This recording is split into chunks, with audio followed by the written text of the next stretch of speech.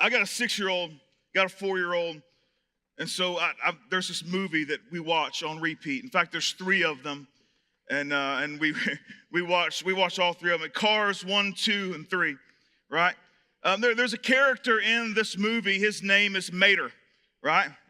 You familiar with Mater? Let me just get a hand raised show if you're familiar with it. Okay, here we go. So he's a tow truck. For those of you who have I don't know where you've been, like the last, 10 years since this thing came out. I don't actually know when it came out. It might as well have come out when my kids were born because that's all we know, right? So if you haven't been around, there's this tow truck named Mater. And he has this incredible gift. Anybody know what the gift is? He can drive backwards. That's right. No, he can drive backwards, right? So he can turn around and drive backwards. He drives using his mirrors, right? Rear view, what is it called? Rear view mirror, that's it. And there's his backup on the sides, right? His side mirrors. He can turn around and drive backwards. In fact, in Cars 3, he puts a rocket ship on, turns around backwards, and drives and races against Lightning McQueen, right? Here's the thing. It's going to be quick. I'm going to hit you. Boom, here it comes, right? We were not intended to live our life by looking in the rearview mirror. It's fun for a cartoon. We also see a theme that runs through the life of Jacob. It's one of deception, where he deceives his father while his father is blind to take a blessing from his older brother.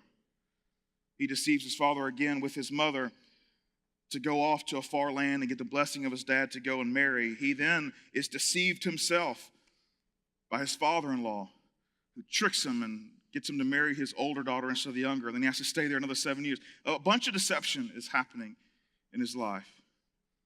Jacob's a mess. And while he might have some decently incredible things to put on a resume that says, hey, he could be the greatest of all time, he's also probably the greatest of all time bums. God's trying to give him everything. And he keeps settling for what he can make with his own hands. God is trying to change his family tree, and he just won't accept it. God is attempting to make him into someone that's incredibly special, not unto his own, but to the entire world, and Jacob just can't see it. We've now journeyed with Jacob for decades. We've seen his manipulation. We've seen his deceit. We've seen him lie to his father. We've seen him lie to his brother.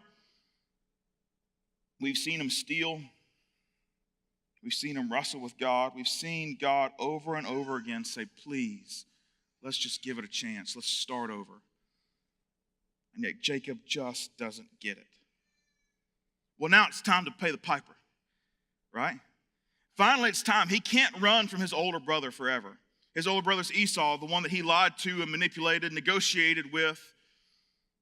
Esau, it's time for them to have a little get-together. And that's where Jason left off with us last week. It's time for them to have a face-to-face. You can't run from him forever. Now, if you remember week 1, Esau is a hunter. He's a very skilled hunter. In fact, he is a grown man, like strong, manly man, hair all over him. You know what I'm talking about? Only a couple of you. I hear you. I hear you. Jacob, on the other hand, he's not quite the man's man that Esau is.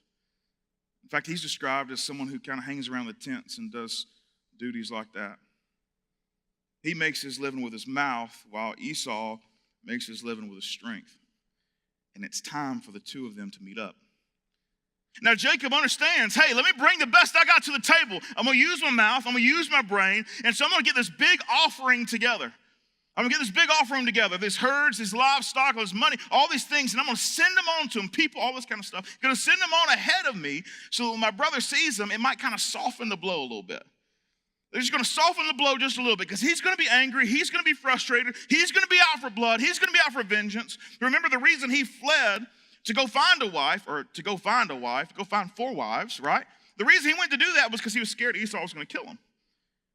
So he goes and he sends this big offering up ahead, and he's like, oh, that'll work. Maybe we'll go from he's going to kill me to just he's going to hurt me really bad, you know? But at least I can recover from that, you know? Well, it's time for them to meet. He can see Esau from a long way off, and Esau has hundreds of men standing with him. I'm not sure what Esau was doing, probably intimidating his little brother. I have a little brother. I like to do that. I'm just going to go with that's what Esau was doing. Sure enough, they come face to face.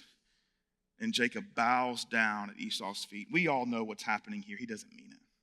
He's just trying to save his own skin. He's just trying to survive another day. And so he bows down in front of him, yet another act of deception. And Esau looks at him and is like, what are you doing? What are you doing? I wonder if sometimes we don't do the very same thing with God. Where we know that, you know what, our life probably hasn't added up to what we wanted our life to add up to be. And that God wouldn't be all that incredibly happy or pleased with it. And maybe we understand that there's going to be a day when we come face to face with God. And so what we've attempted to do is gather up this incredible offering, and we're going to send it ahead of us so that maybe it'll get there first. And maybe it'll soften the blow just a little bit. Because obviously Jacob understands his past. This is an admission of guilt from Jacob himself. The fact that he has to send the offering. He knows that he's justified in having his life taken from him. He knows it's coming. Sometimes we know it's coming. We come to a place in our life, we're like, yeah, man, we have messed up. And God's going to be really upset and angry. And so what do? I want to be honest with you this morning. We must be careful not to insult God. The Most High God with quarter machine trinkets. Because that's really all it amounts to be. Like, we can get the offering that we want to put together, and we can make all of these things, and maybe last minute we can go serve at a soup kitchen, or maybe we can bring a hand sanitizer for Ruth Hill, or maybe we can show up to church 3 or 4 weeks in a row, drop something in the offering bucket, and maybe we're thinking, man, that's going to be enough. And God's like, this is what you brought me for payment? For all the things you've done wrong? This? Did you get this out of the Walmart quarter machine? Is what he's thinking? Because remember, the price that he paid was his only son. And so when he looks at whatever you bring to make payment, he's like, but I've already paid it, number one. But number two, look what I paid it with, and this is what you bring? You bring a few Sundays, a couple of $20 bills, an hour of community service? Did you see what I put on the cross for you?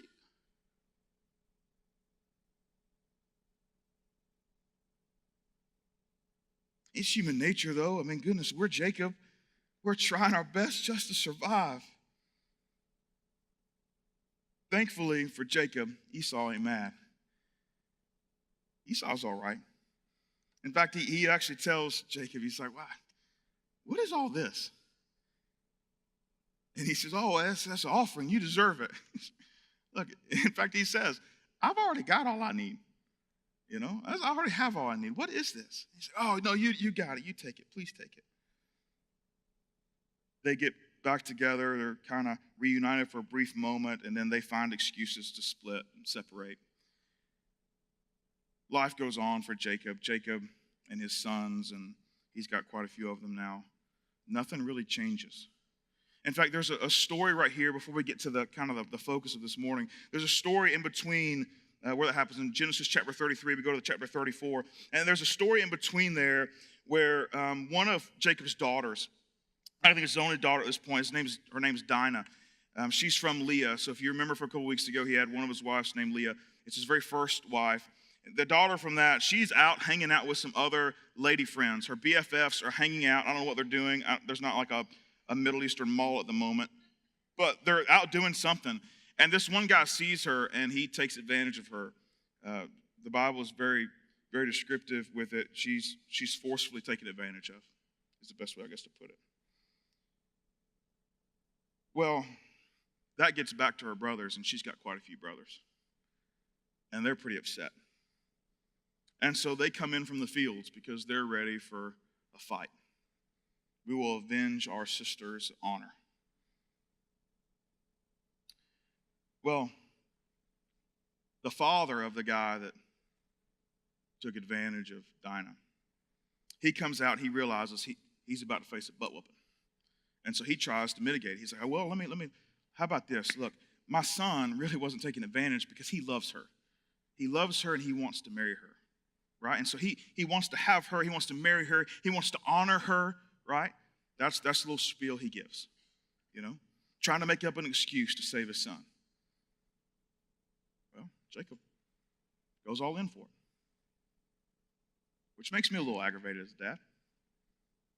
Come on, But maybe he's just trying to save his own skin as well. I don't know. Given the story of Jacob, I think it's a fairly easy assessment just to say, yeah, maybe he was looking out for himself and probably didn't do the right thing. Our brothers, though, they're still hangry. In fact, there's this passage in chapter 34, verse 13 through 15. I'll read it to you. It says this, because their sister Dinah had been defiled, Jacob's sons replied deceitfully as they spoke to Shechem and his father Hamor. They said to them, we can't do such a thing. They're trying to get them married, right? We can't do such a thing. We can't give our sister to a man who's not circumcised, right? That's the mark of the Jewish people. They were circumcised. I don't know if you check for those marks when you go and shake hands with people. I don't know. But that's how you knew you were a Jew, okay? Come on. Anyway, we cannot give our sister to a man who's not circumcised. That would be a disgrace to us. I hear you. It's weird the things people care about. We will give our consent to you on one condition. Let me back up. They care about it because God said to care about it. So don't get me wrong. God actually said, hey, this is important. So my bad. Here it goes. We will give our consent to you only on one condition, that you become like us by circumcising all of your males.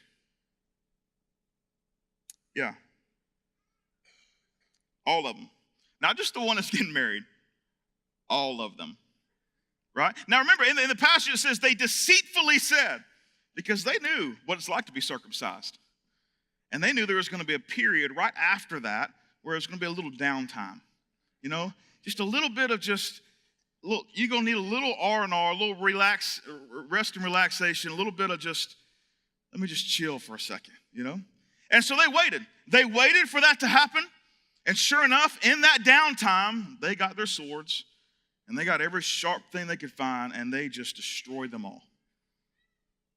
And so not only do you have the shame of a father who's trying to figure out a way to make right what happened with his daughter, where he's going to almost sell her off, all right, and make this thing good for whatever the reason or whatever the motive was, that he then has deceit happening in his own family where his own sons are like, you know what, Dad's going to follow through on this, and we can kind of deceive our way into the real motive of what we want to accomplish. I tell you, Jacob's life is just falling apart. He's sowing seeds of distrust in his own children. Can you imagine what she feels? Like, Dad, are you kidding me?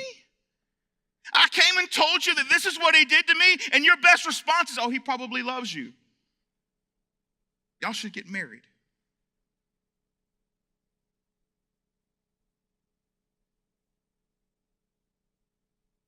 You see what Jacob's doing? Jacob is just laying waste everywhere he goes. It's not just him anymore. He's affecting other people. He's affecting his own children. And now, because he refuses to stand up and do what's right, now there's an entire group of men that belong to an entire village. They're slaughtered. Blood still in his hands.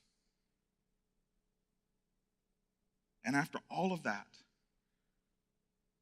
listen to me real quick. After all of that, after lying to his brother, after cheating his brother, after stealing from his brother, after lying to his father, after stealing from his father, after stealing from his father-in-law, after having 4 wives, 3 too many,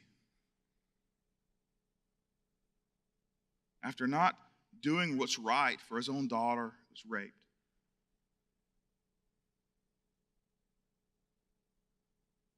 after allowing the entire village of those men to be slaughtered and killed, after all of those things, God still says, I'm not finished with you yet. I'm not sure what you're looking at in your rearview mirror this morning, but I promise you, Jacob will give you a run for your money. And God still looked at him. Hey, still not finished with you. In fact, in verse 1, it says this of chapter 35. Then God said to Jacob, go up to Bethel and settle there. Build an altar there to God, who appeared to you when you were fleeing from your brother Esau. Now, if you were here for the first part of the series, Bethel's a place that that Jacob encountered God. God changed his name there from Jacob to Israel, right? That's where he changed it. And now he says, hey, go back to that place. Go back to the place where you encountered me, because we've got something to take care of. We've got something that we need to kind of put our hands around. We've got something that we got some business that still needs tending to. You notice how he says, go to that place. And he reminds them, when you were fleeing from your brother Esau. He said, just in case you forgot, while you encountered me, just in case you forgot, while we had the meeting, I want to remind you, it's because you were fleeing from your brother Esau. In other words, hey, I need you to remember some of these things you've done wrong. You see, here's the thing. While God will forgive, he needs us not to forget our mistakes. For it is remembering our missteps that will allow us to choose a better path for our future.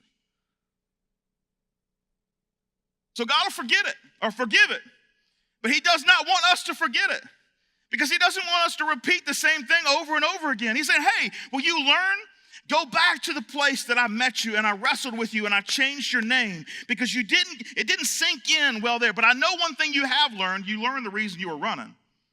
You know all about this deceit, this lying piece that you put together and you've now called your life. I know you remember that. Go back to that place. You see, there's a difference in remembering the mistakes we've made and then directing our life by continuing to look at them in the rearview mirror. Those are two different things. Two completely different things. Remembering happens here. Looking at a rearview mirror means your eyes are focused on something else. Because it is possible for us to remember our mistakes and look forward. While it's very difficult to have a life of any direction when you're constantly looking backwards and thinking about what already happened. I need you to remember, he says. Again, I don't know if I could trust Jacob. And goodness, when we talk about developing leaders and growing people up in the faith and discipling people into a place where they can go out and they can take a group of people and move them forward in a direction, you talk about trust. Man, you want to be able to trust people. But I look at Jacob and I wonder to myself, if I had a guy like Jacob that was a part of our church that over and over and over again just kept, I would have a tough time saying, I don't know if I can trust anything you say. Like everything that comes out of your mouth is a lie. But God says, hey, here's the deal. I don't need you to operate how you think. I need you to follow my example. So hopefully in those moments, I would remember Genesis chapter 35 and verse 2. This is about to blow your mind. Here it comes. And so Jacob said to his household and all who were with him, get rid of your foreign gods that you have with you and purify yourselves, changing your clothes. Right? Purify yourselves and change your clothes. And so suddenly he starts to think back. Okay, that's right. We did wrestle. You did change my name. You did give me a new chance. But I thought with all this stuff, maybe you had taken that back. And God said, no. Go back to the place where we started. I'm going to renew my promise to you. I'm going to continue to tell you, hey, this is what I've got planned for you. This is what I've got coming down the pipe for you. But I need you to make a difference this time. I need you to make a change. Now, listen to this. The first time Jacob travels by himself, it's all about him. This time, he takes all of his people with him. The first time he went by himself, change did not occur. But this time, he's taking people with him. I'll go ahead and tell you the end of the story. Things make a pretty good turn for Jacob. Now, life isn't over. There's still some drama that's going to happen. But it does take a good turn. Eventually, the 12 tribes of Israel do come. 10 out of 12 right from him, directly from him, right? God does fulfill his promise. I'll tell you the end of the story. But I want to concentrate on the part where Jacob has the opportunity to continue living in the life that he did, or the choice that he makes to make a change. And I think there's something important with taking somebody with you. So that's what he does. He starts heading that way. I think it's interesting. I don't know about you, but I think it's interesting that he says, hey, change your clothes, right? I think it's pretty significant. I don't know if you can relate. I can relate. My wife tells me all the time to change my clothes, I mean, if you see me on Tuesday, I'll probably be wearing these jeans. If you see me tomorrow, it's probably going to be these jeans, right? I'll probably change my shirt. Depends on how bad well, it doesn't matter, right? Jeans will probably still be the same ones, In fact, when I was in middle school, my wife's going to hate me for telling this. When I was in middle school, I went to a small Christian school in middle school, right? And so I had these little blue shorts. They became little because I became big. They used to be like all the way past my knees, right? They were blue like basketball shorts, except they were cotton. They were awesome. And so once we got married, I just wore them to sleep in, right? I mean, they were incredible. Like I had like 15 years of breaking these shorts in. We made a move and they disappeared. We lost them in the move. That's not true. That's not true. Sometimes we need to change your clothes. Sometimes we need to change your clothes because the filth we carry around in them, a washing machine really can't get out.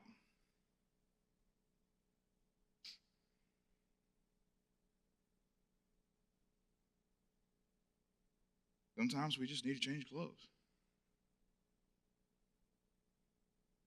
I think a better way to put it in context is we need an intentional choice to remove the wrong in your life must be made. An intentional choice to remove the wrong in your life must be made. Now, I thought the shorts were right. Brooke thought they were wrong. But even still, sometimes that's still the truth, isn't it? That your best friend can look into your life and say, hey, that's wrong. And you still think it's right. Or your mom can look into your life and say, it's wrong. You still think it's right. Or your spouse can look into your life and say, that's wrong. And you say, shut up.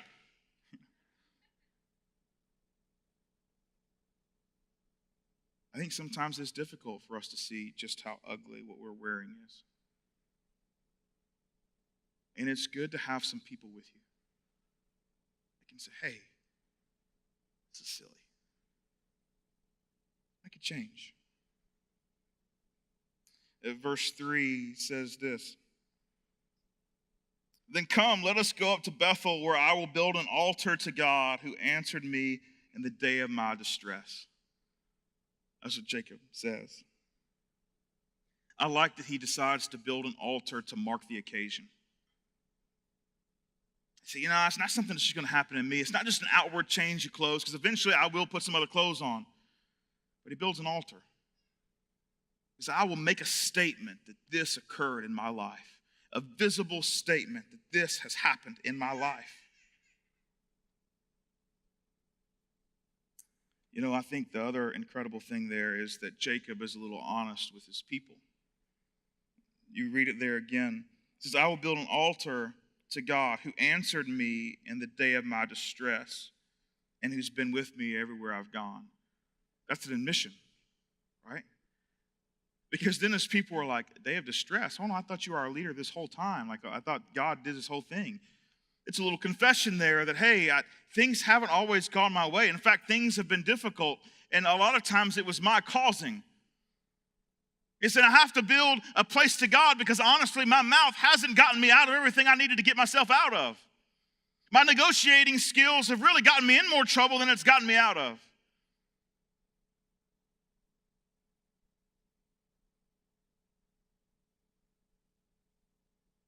I think there's something incredibly powerful in one story.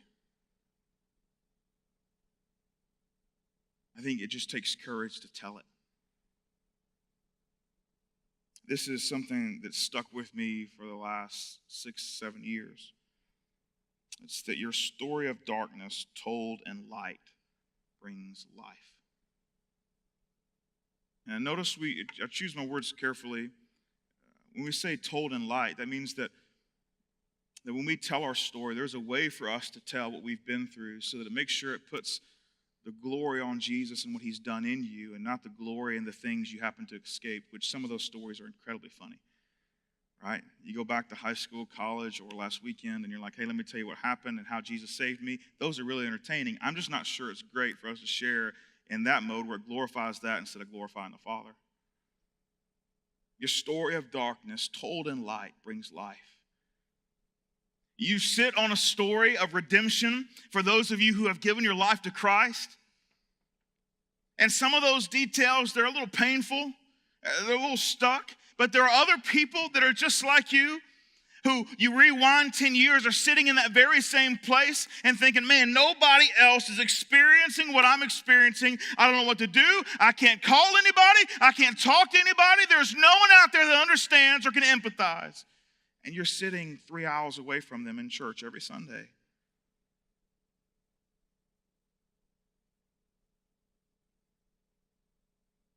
And yet Jesus has changed your life, and it's important that we figure out, how do we take your story and allow it to be shared with other people?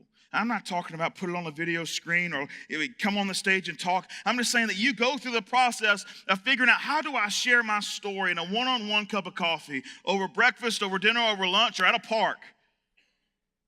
You can say, you know what, let me just share with you what God has done for me. Let me just tell you what he's brought me out of. Let me just share a little bit of how he's changed my life. We believe in discipleship, and a piece of that discipleship is our ability to share.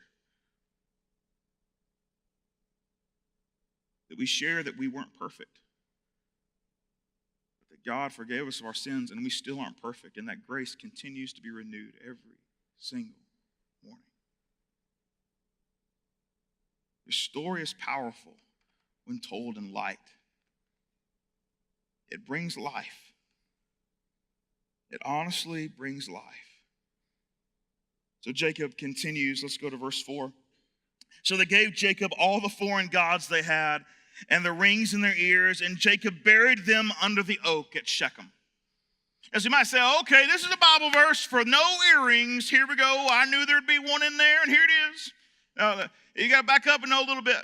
Likely the earrings came from the slaughter at Shechem, because after you ruin a village, you take all that they got, right? And so you went and you stole it. And a lot of those things were false gods, and that's what would be happening in the ancient Near Eastern culture, right? I'm getting my ears pierced today. I just want to let you know, I'm not getting my ears pierced. That's what's happening. Think about it. Jacob has now made a decision to go back to where he encountered God the first time. And after he's made the decision, he's now said, hey, here's the deal. It ain't just about me. Now, God's the one that's talked to me, but it ain't just about me. All of y'all are coming with me. And if you're coming with me, you got to get rid of this stuff. And they start bringing it to him in droves. So much so that it's not something he can just throw in the bushes. He's got an entire people bringing false gods, little wooden, metal, rock-like figures to him. This jewelry that was sacrificed or given to other gods. They're all bringing it to him, and it's starting to pile up. He's like, what am I going to do with this? And so he digs a massive hole, and he buries it under a tree. Sometimes sin can't be walked away from unless you put it to death. That's the truth. And after you put it to death, it's a pretty good idea for you to put it in the ground. Just in case you want to go take a peek in that casket one more time. Just to see. Don't just take it off and put it to death. Put it in the ground.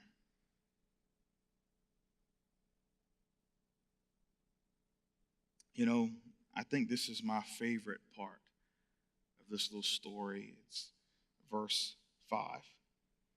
Then they set out, and the terror of God fell upon the towns all around them, so that no one pursued them. You want to see people have a reaction? Give everything you got that doesn't belong to God and put it to death. Put it in the ground. And walk as one together. You want to see the community really take, what? They did what? I'm interested in looking at that. Here it's terror, right? Here it's terror because they're going to need protection. The whole idea right now isn't conquesting lands. That's not what God is doing with his people. He's trying to get their hearts right because he's preparing them to have this entire land.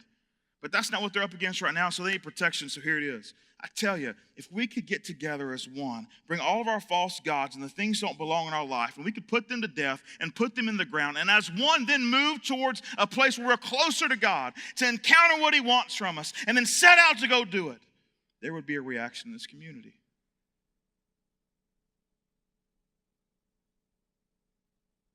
You know, unfortunately, we've talked about this once before. It'll be a reoccurring theme because I think it's something that every single time someone walks in here and decides to make a change, they will encounter it.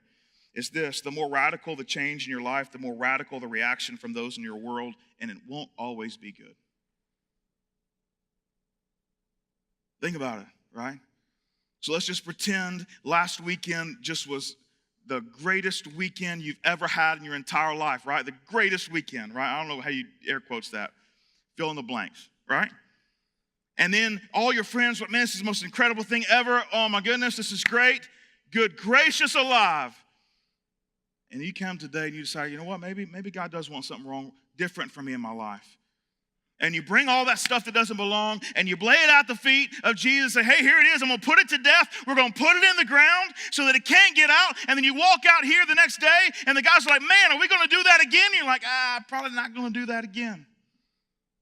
Why? You know, I'm thinking about it. I went to church. Oh, don't give me that church. Almost cursed, right? Don't give me that. That's what they'll say. Don't bring that into here. Leave that alone. Goodness gracious. Goodness.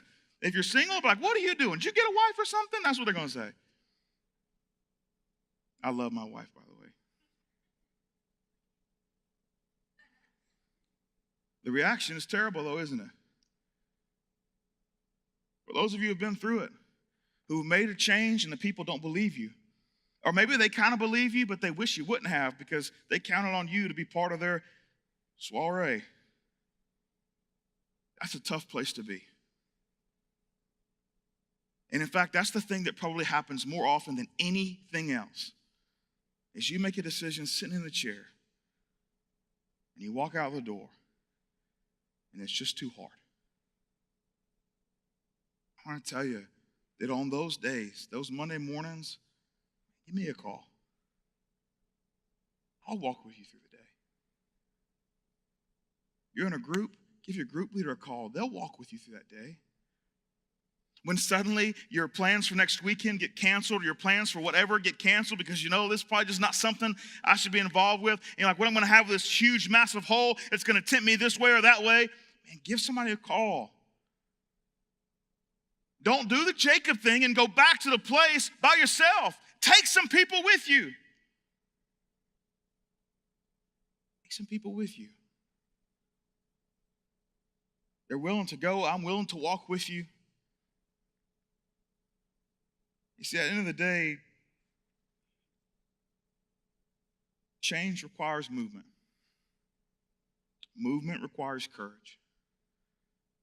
Courage can be found in knowing this: that God believes in you. You catch that? Change requires movement. Movement requires courage. Courage can be found in knowing that God believes in you. I know we hear all the time, but I'm supposed to believe in God. Before you ever believed in God, God believed in you. Think about it. Yeah, I got tiny kids, right? And so I got all the tiny kid functions going on. I taught Emerson how to ride a bike, without training wheels, right? Now, I knew he could ride the bike without training wheels before we ever took him off. I knew exactly what his potential was. If you're a parent in the room and you've gone through that same thing, you're in the same place. Well, I don't know. Some kids are just lost. They're not going to ride a train without training wheels, But for most kids, right? 98% of the kids are like, you know what? I know when I let this go, eventually, 3 or 4 or 5 crashes later, they're going to get it. 75 crashes later, they're going to get it. You believe in them.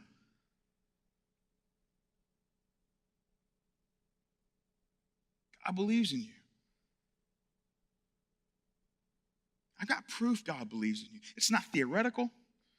It's not a little cute, pithy one little phrase saying. I know he believes in you because he risked his son on your behalf. God believes in you. He believes that you might be living a life like Jacob until chapter 35, but he knows there's a chapter 35 coming if you want it. He knows that in your rearview mirror, you might look at it and you might see carnage after carnage after carnage.